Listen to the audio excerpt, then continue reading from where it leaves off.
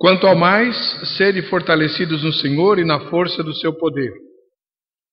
Revesti-vos de toda a armadura de Deus, para poderdes ficar firmes contra as ciladas do diabo. Porque a nossa luta não é contra o sangue e a carne, e sim contra os principados e potestades, contra os dominadores desse mundo tenebroso, contra as forças espirituais do mal nas regiões celestes. Portanto, tomai toda a armadura de Deus, para que possais resistir no dia mau, e, depois de terdes vencido tudo, permanecer inabaláveis. Estai, pois, firmes, cingindo-vos com a verdade, e vestindo-vos da couraça da justiça. Calçai os pés com a preparação do evangelho da paz, embraçando sempre o escudo da fé, com o qual podereis apagar todos os dardos inflamados do maligno. Tomai também o capacete da salvação e a espada do Espírito, que é a palavra de Deus, com toda oração e súplica, orando em todo tempo no Espírito e para isso vigiando com toda perseverança e súplica por todos os santos. Nós temos analisado alguns itens dessa armadura. Já vimos, por exemplo, a verdade e a couraça da justiça. Já estudamos também as botas da preparação do Evangelho da Paz. Estudamos o capacete da salvação. Hoje nós vamos olhar para o escudo da fé. Diz o versículo 16: embraçando sempre o escudo da fé, com o qual podereis apagar todos os dardos inflamados do maligno. Quem gosta de filmes épicos ou relatos históricos, né, das grandes batalhas, certamente já ouviu falar numa das mais famosas de todos os tempos, a Batalha das Termópilas. Foi no ano 480 a.C., né, quase dentro daquele período que a gente chama de período interbíblico. 480 a.C., o rei Xerxes I, que era o rei da Pérsia, ele moveu uma grande guerra contra a Grécia. A Grécia, naquela época, era formada por cidades-estado. Cada cidade tinha que se virar, né? Valendo-se disso, da desunião das cidades gregas, o rei Xerxes I levou um grande exército persa, muito mais numeroso do que os pequenos exércitos das cidades-estado da Grécia. E na Batalha das Termópilas, a missão de deter o exército de Xerxes cabia a Leônidas, o rei de Esparta. E vem daí o relato dos 300 de Esparta. Leônidas contava com 300 soldados, né, da sua cidade, mais alguns de outras cidades. Mas Esparta estava à frente dessa batalha. E ele sabia perfeitamente que era impossível vencer. O número de soldados persas era infinitamente maior do que a capacidade que ele tinha para aquela batalha, a Batalha das Termópilas. Mas a coragem dos espartanos sempre foi a mais famosa, né, de todos os guerreiros.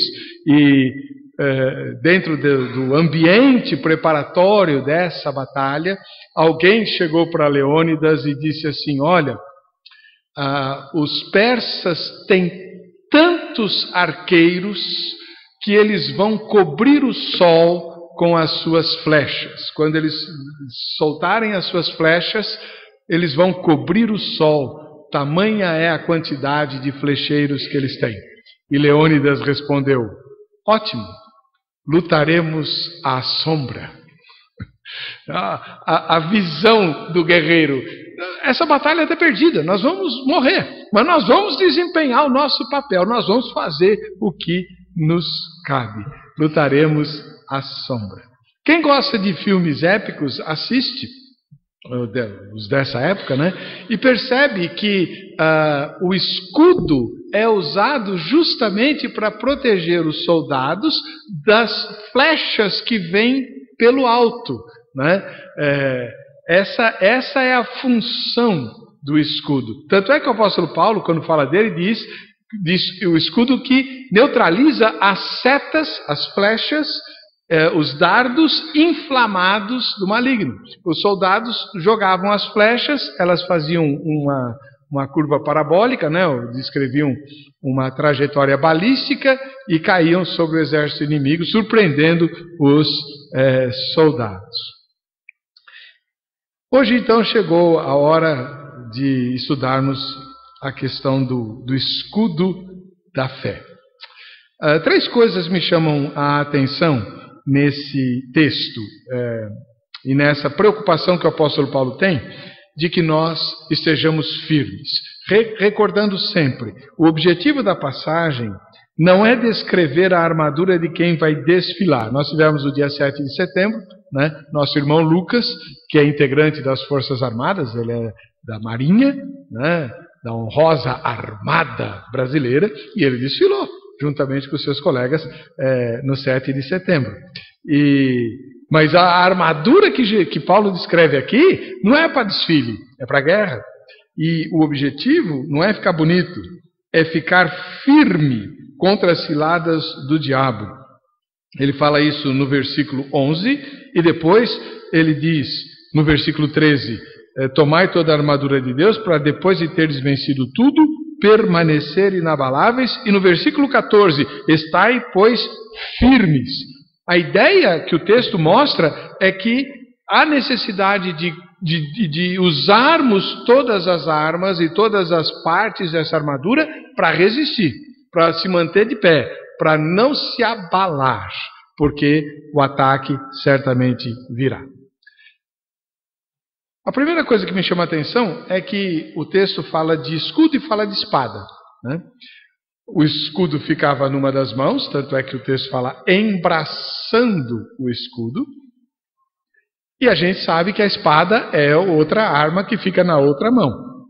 Nós vamos deixar a espada do Espírito para domingo que vem, se Deus quiser, né? Hoje a gente vai falar só do escudo. Mas a primeira coisa que me chama a atenção é que são 2 armas, uma em cada mão, elas ocupam os 2 braços, elas ocupam as 2 mãos.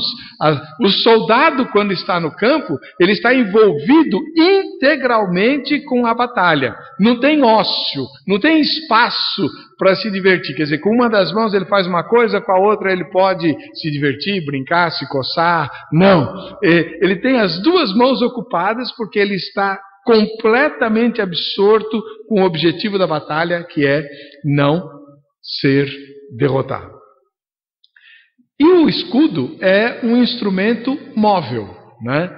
É uma arma de defesa, né? E que serve e o soldado movimenta essa arma, né? E por que o escudo tem que ser móvel? Porque os dardos podem vir de qualquer direção, né? Podem vir de direções diferentes. Então ele precisa se defender daquilo que está vindo pelo alto, ou por baixo, ou pela frente, ou por trás. O escudo é colocado na direção do ataque que ele está recebendo. Então o soldado precisa discernir de onde vem o ataque para usar o escudo da maneira adequada. Isso mostra, irmãos, mais uma vez, para surpresa de muitos de nós, que nós temos um inimigo. Tem me incomodado bastante, irmãos, uma atitude muito comum entre nós, principalmente entre nós históricos, de acomodação. Às vezes como por causa do programa Vejam Só, eu recebo muitos debates sobre doutrina, de vez em quando eu tenho a noção de que nós estamos descansando demais ou descansados demais na doutrina da eleição. Somos eleitos, Deus nos escolheu, pronto, não preciso fazer nada, não é preciso atentar para nada, a coisa está resolvida, está tudo decidido nos decretos de Deus. Eu não sei se as coisas são de fato assim, e não é hora de discutir isso. Porém, eu tenho convicção de que seja o que for a doutrina da eleição, e seja qual for o conteúdo dos santos e eternos decretos de Deus, jamais o Senhor pretendeu que esses decretos ou que esta verdade nos estimulasse ao ócio, ao descanso, à sombra e água fresca. De jeito nenhum. Nós somos chamados para a batalha, para a guerra. O texto que nós estamos estudando já há várias semanas fala de conflito, de perigo, de ataque, de necessidade de tomarmos providência para permanecermos firmes e em pé. Isso significa que não há paz. Pelo contrário, há conflito, há luta, há esforço, há cansaço, há tensão, mas há o equipamento que Deus nos dá para enfrentar todas essas coisas. Nós temos um inimigo. Eu já contei aqui a história, né? O Ricardo Bitum, que fazia essa piada miserenta no seminário, quando ele era meu aluno, encontrei ele essa semana no restaurante e matamos um pouquinho da saudade dos velhos tempos. E ele falava assim: teve um congresso no inferno.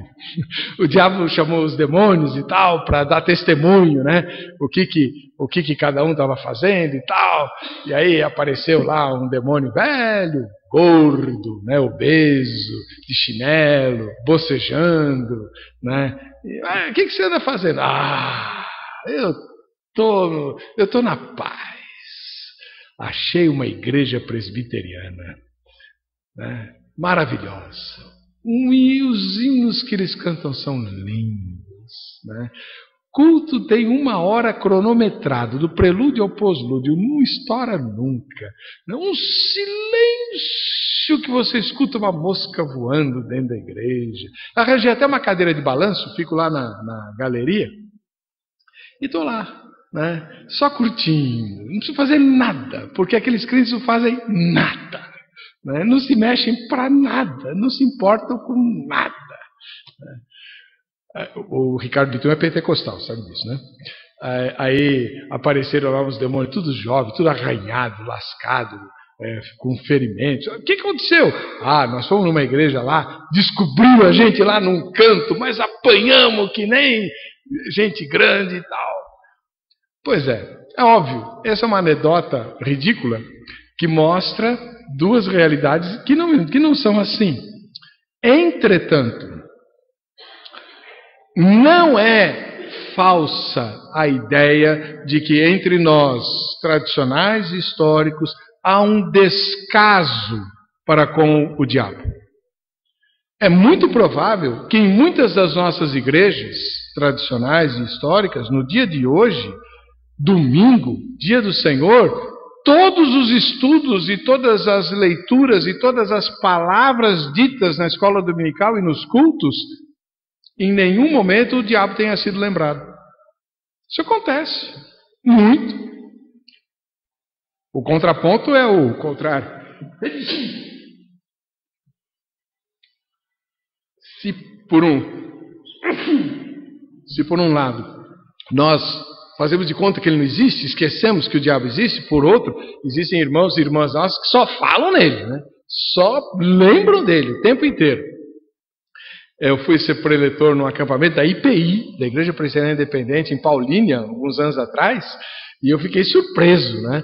Porque nós cantamos 12 músicas antes da minha palavra, 8 delas falavam do diabo. Aí eu cheguei para o pastor e falei: ô reverendo, o que está acontecendo aqui? Ainda bem que você viu isso, fala, porque eu estou cansado de falar, ninguém me escuta, né? Era uma fissuração com o capeta rabudo e fedido que tem a dó. Também não é assim. Então os dois extremos estão errados, completamente errados. Nós precisamos ter consciência do que a Bíblia diz. E a Bíblia diz que nós temos um inimigo e que ele ataca sem descanso. A gente gosta de descansar, e eu cada vez mais, ainda mais na minha idade, mas o diabo não cansa e ele não descansa. Leia comigo 1 Pedro, capítulo número 5, texto muito conhecido, mas que a gente esquece que ele existe, né? 1 Pedro, capítulo número 5, versículo número 8. Sede sóbrios e vigilantes.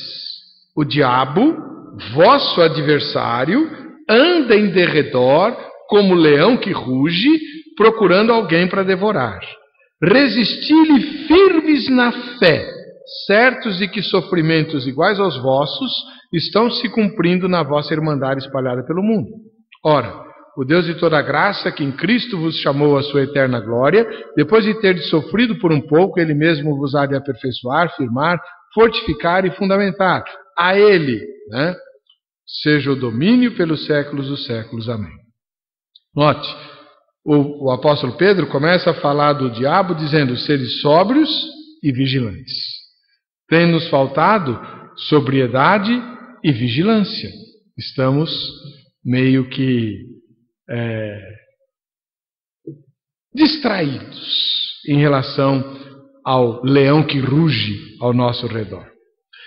A segunda coisa que me chama a atenção, irmãos, é a expressão dardos inflamados do maligno. O escudo da fé é para nos defender dos dardos inflamados do maligno.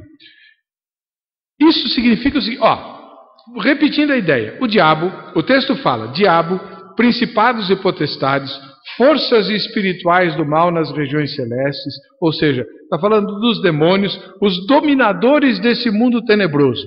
A Bíblia o texto de Efésios tem um monte de referências ao nosso inimigo. E estas forças do inimigo, elas se mobilizam porque querem e agem para destruir a nossa relação com Deus. Qual que é o objetivo de Satanás? Destruir a nossa relação com Deus. Para aqueles que entendem a teologia reformada, uma vez salvo, salvo para sempre, que é outro problema que muitas vezes a gente descansa demais nessa doutrina, e Deus nunca pretendeu isso, que nós ficássemos ociosos porque Ele já fez tudo por nós, muito pelo contrário, mas imagine, se é impossível, se é completamente impossível que o diabo tire a salvação de um salvo, vamos imaginar essa circunstância. Ele vai deixar de atacar esse crente? Nunca, de jeito nenhum. Ele vai continuar atacando, porque ainda que ele não possa roubar a sua salvação, ele pode sim impedir que você frutifique, impedir que você leve outros à salvação, impedir que você sirva a Deus, impedir que você obedeça a Deus. E esse é o objetivo dele, destruir a sua relação com Deus. Ele vai fazer de tudo para que isso aconteça. Porque senão, qual seria o sentido dele nos atacar? Ele vai nos atacar para quê?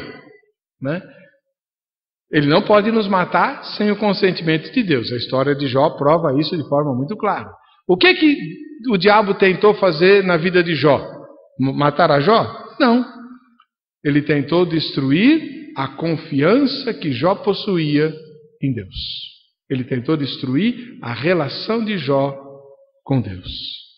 E ele faz a mesma coisa com cada um de nós. Ele tenta atingir a nossa mente, com ideias, com pensamentos, com filosofias. E por isso nós estudamos a necessidade do capacete da salvação. Precisamos proteger os nossos pensamentos, proteger a nossa mente. Ele tenta alcançar o nosso coração. Tenta alcançar os nossos interesses, os nossos sentimentos, e é por isso que estudamos a necessidade da couraça da verdade e da justiça, e eles usam dardos, setas incendiárias. A função da flecha incendiada é a seguinte: mesmo que ela não penetre no corpo e machuque o inimigo, ela vai produzir incêndio, ela vai queimar, ela vai machucar pelo fogo, não necessariamente pela flecha. E é por isso que o texto fala em dardos inflamados do maligno. O fogo, a gente sabe, destrói. Dá uma olhada no museu lá do Rio de Janeiro. Que coisa horrorosa. Destruiu tudo. E é essa a função do fogo. Agora, o que a Bíblia diz sobre a nossa defesa contra esses dardos inflamados? Qual ela é? É o escudo da fé. Daí a importância de entendermos o que é esse escudo e como ele funciona. Porque é ele a arma por meio da qual nós vamos nos defender dos dardos inflamados do maligno. É interessante saber isso, porque muitas vezes, quando nós estamos sob ataque, nós pedimos que o Senhor faça o ataque cessar. Nós pedimos que Deus nos livre do ataque. Não é errado pedir para Deus nos livrar do mal, mas como é que Deus faz isso? Como é que Ele nos livra do mal? Na minha opinião, Deus devia pegar o diabo e mandar ele bem longe, né? Lá para Itaquera, lá no... Enfim, minha opinião, né? Agora, Itaquera é longe, não é? É bem longe daqui. Pois bem, Agora, Deus não faz isso. Ele não afasta o diabo de nós. O que Deus faz é nos equipar para nos defendermos de Satanás.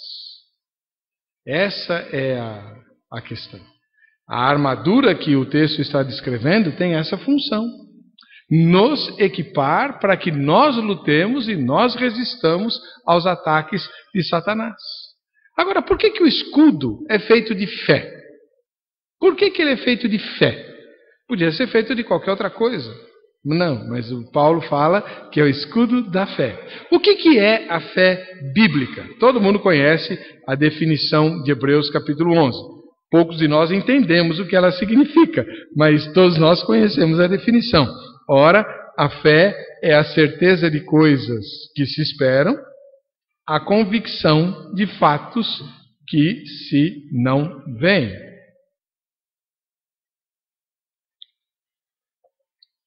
O que esse texto diz? O que é fé? Fé é alguma coisa que faz com que aquilo que ainda não chegou, que não está aqui, mas nós temos certeza de que virá. Fé é a certeza de coisas que se esperam. Jesus vai voltar. Vai instaurar o seu reino na terra.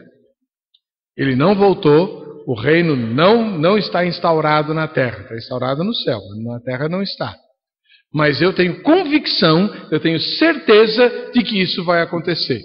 Como? Pela fé. A fé é essa certeza. Eu não estou presenciando, mas eu sei que vai acontecer. Nós não vemos, nós não enxergamos, mas nós temos convicção de que existe e de que é real. Certeza de coisas que se esperam, convicção de fatos que não se veem. Há um fato. Eu sei que ele é real, eu sei que ele existe, mas eu não vejo, né? Isso é fé, né? A fé bíblica. A fé bíblica não tem nada a ver com a fé que a gente aprende no mundo, que é nada mais, nada menos do que esperança, pensamento positivo, né? Não, a fé bíblica é depositada nos fatos, nas verdades e nas promessas que Deus diz. Eu me lembro nitidamente, nos meses, nas semanas que antecederam a primeira viagem do homem à Lua. Se não me engano, foi em 68. Não? 60, que é a grande diferença. 69. Então tá bom. Que seja. Nas semanas que precederam a chegada do homem à Lua, havia um senhor muito bem intencionado, tadinho, lá no Parque Dom Pedro. E os ônibus naquela época que vinham para cá saíam todos do Parque Dom Pedro. O ponto final era lá. Então ficava cheio lá, né? E eu muitas vezes peguei o ônibus lá com os meus pais. E esse homem ficava às 6 horas da tarde, né, percorrendo as filas dos passageiros que estavam esperando o ônibus, pregando o Evangelho. E ele pregava dizendo, com a Bíblia aberta na mão, que o homem não chegaria à Lua porque Deus não ia deixar. Porque tem um texto que diz que se entre as estrelas fizeres o teu ninho, de lá te derrubarei, diz o Senhor. É o texto a respeito do diabo, né? Conforme a gente costuma interpretar lá de Ezequiel 28. Ou de Isaías 14, nunca tenho certeza. Mas enfim, a ideia era essa, de que o homem não chegaria à Lua porque a Bíblia diz que nós não poderíamos fazer o nosso ninho nas estrelas. Pois o homem chegou à lua, pousou, botou o pezão dele lá e transmitiu tudo isso ao vivo, né, para o mundo inteiro. E aí os crentes ficaram envergonhados. Mas espera um pouquinho. Essa pregação, essa mensagem, tem base nas Escrituras? Foi Deus que disse isso? Não. Isso era uma opinião. Como na época da virada do século, muita gente falava assim, onde é que está aquele versículo, a 1000 chegarás e 2000 não passarás? Agora, todo mundo sabe hoje que é Nostradamus que falou isso, mas na época muita gente achava que era a Bíblia. E falava, o mundo vai acabar antes do ano 2000. Né? Porque está escrito na Bíblia. Não está.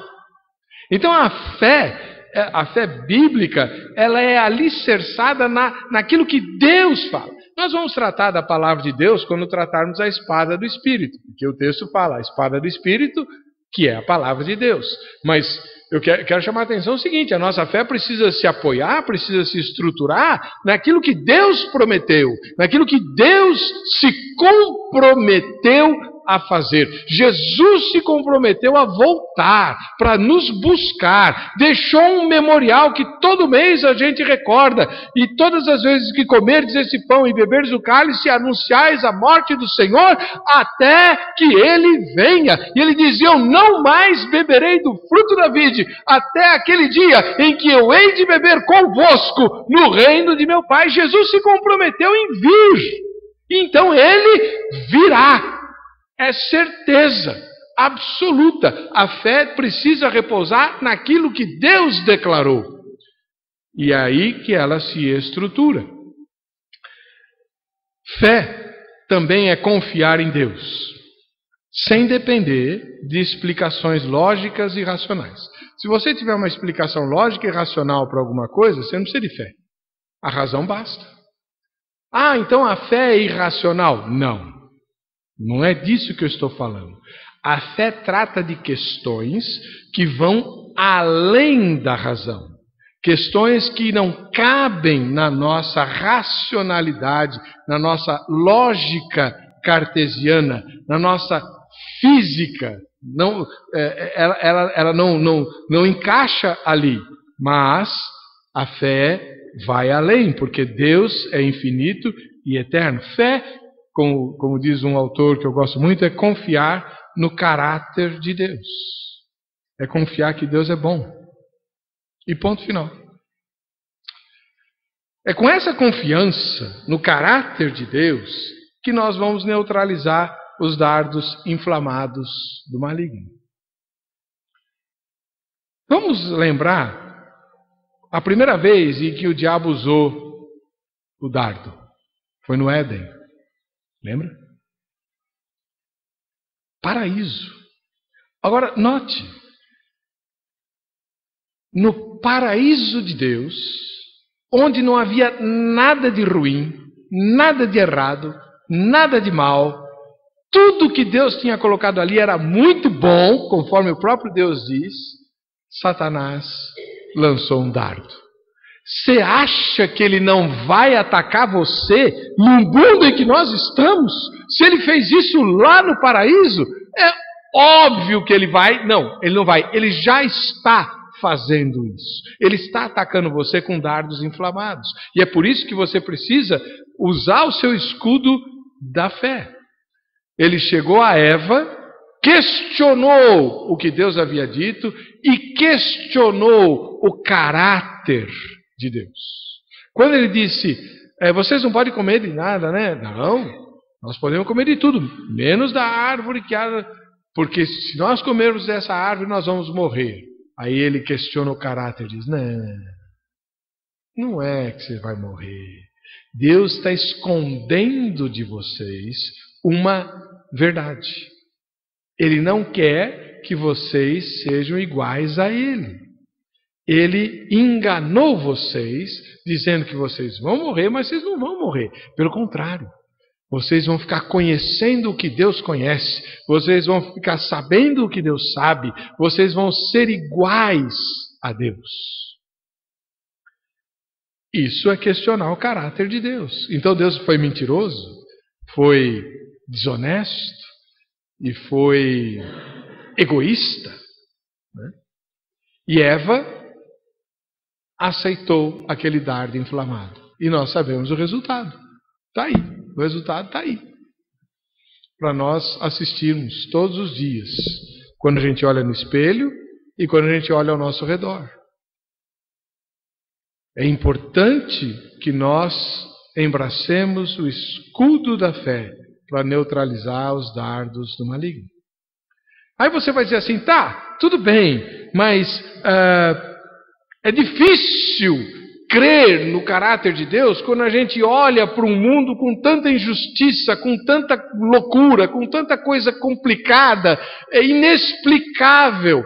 Eu mesmo tenho dito aqui na igreja, sobretudo na escola dominical, que há dificuldades terríveis para entender os desígnios de Deus em muitos aspectos. Porém, isso não pode se transformar num dardo que vai penetrar no meu coração, na minha mente. Mas como é que eu vou me defender disso? Diante de circunstâncias que são absurdas. Veja, já falamos várias vezes aqui. Deus não se explica para nós, porque nós não podemos compreendê-lo. Nós não podemos alcançar a sua infinitude. Entretanto, Deus providenciou algumas âncoras bastante racionais, bastante visíveis e bastante sensíveis para que nós possamos escorar a nossa fé. Nós não precisamos crer porque alguém mandou. Nós não precisamos crer porque o papai e a mamãe nos ensinou assim. Né? Se nós nascêssemos numa religião errada, nós seguiríamos essa religião simplesmente porque fomos ensinados por isso. Mas não, a nossa fé cristã, ela tem alicerces e âncoras sólidas que mostram que Deus é sim bom e nos ama. O Calvário é a principal de todas elas. E a mais insuperável. Por isso eu repito aqui, e vou pregar isso até o último dia em que eu tiver acesso a um púlpito. Todas as vezes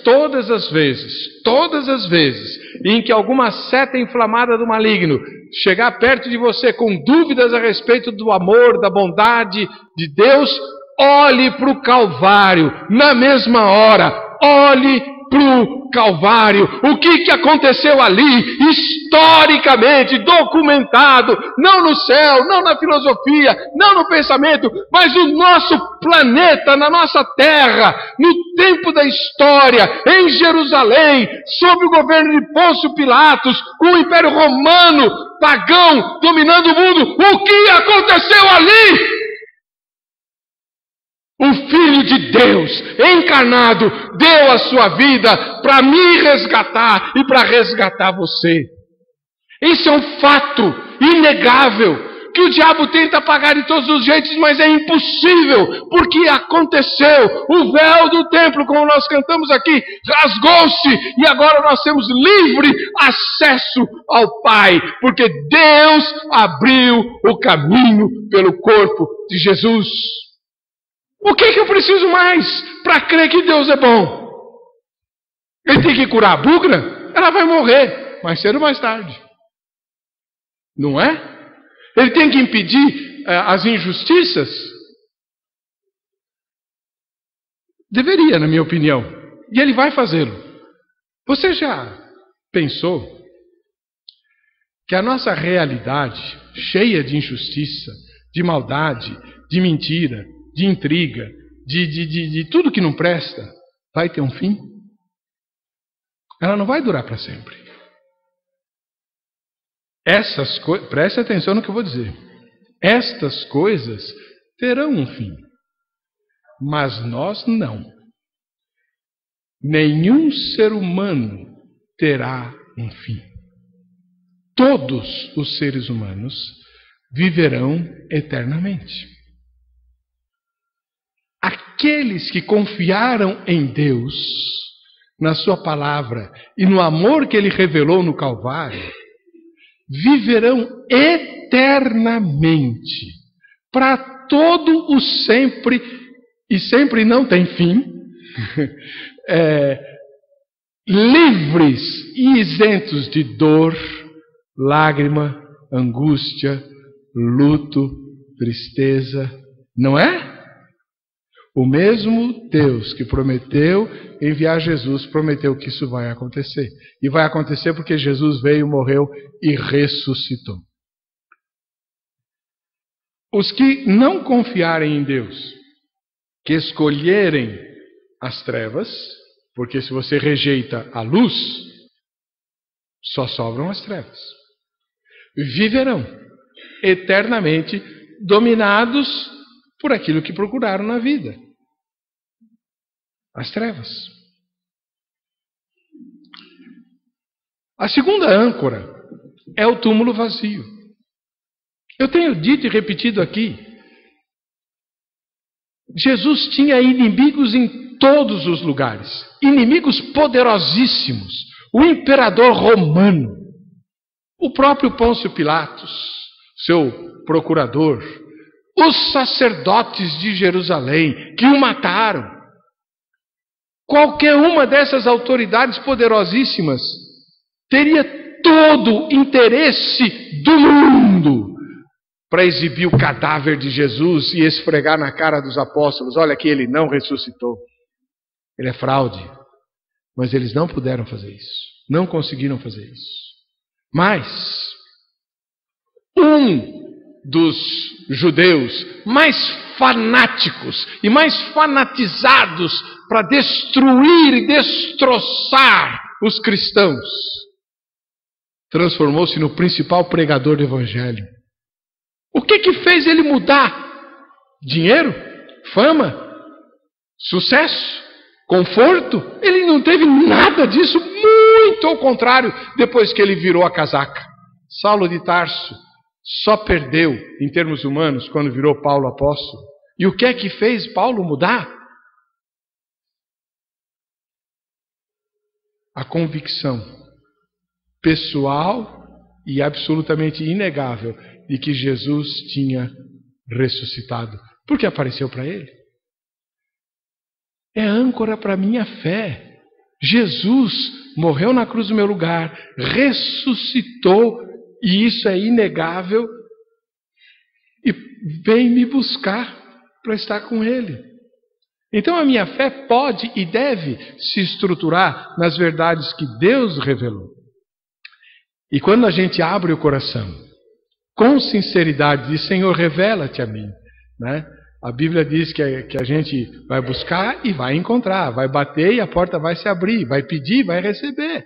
Pede que Deus se revele a você, mas peça com o coração aberto. Sabe o que vai acontecer? Aquilo que a Bíblia chama de testemunho do Espírito Santo. Quando os 2 discípulos estavam no caminho de Emaús, lamentando a morte de Jesus, para o próprio, que estava vivo do lado deles e eles não reconheceram, e Jesus começou a ensinar a Bíblia para eles, depois eles disseram: porventura não nos ardia o coração enquanto ele falava? O testemunho interno do Espírito Santo é esse ardor no coração quando Deus fala conosco, quando Deus revela que nós somos filhos dele. A fé precisa se estruturar e se ancorar nessas coisas. Está ficando muito comprida essa mensagem, irmãos, preciso terminar.